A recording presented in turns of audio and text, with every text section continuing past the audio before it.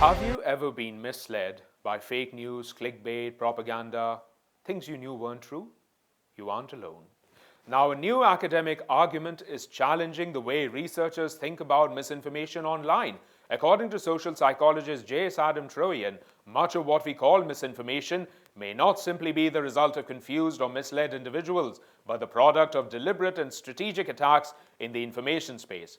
Now, according to one tweet in 2018, fake news originated during the epic age of the Mahabharata, which announced Ashwatthama's death.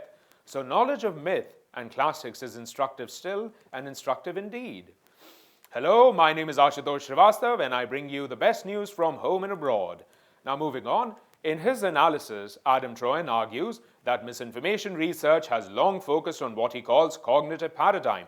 This approach treats misinformation like a kind of mental virus, spreading because people are vulnerable to cognitive biases, emotional reactions, or flawed reasoning. But the author says this focus may be missing a crucial part of the story. Instead of seeing misinformation mainly as a failure of human thinking, Adam-Troian suggests it should often be understood as proactive intergroup aggression.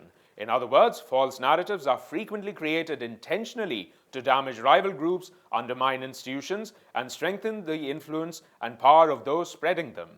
Now, examples include political propaganda, election disinformation, campaigns and disinformation campaigns, and coordinated efforts to manipulate debates around public health or international conflicts, including narratives around events like the 2022 Russian invasion of Ukraine or the 2020 United States presidential election. Adam-Troian compares these disinformation campaigns to weaponized gossip on a global scale, not random rumors spreading naturally, but carefully engineered messages designed to divide societies and erode trust.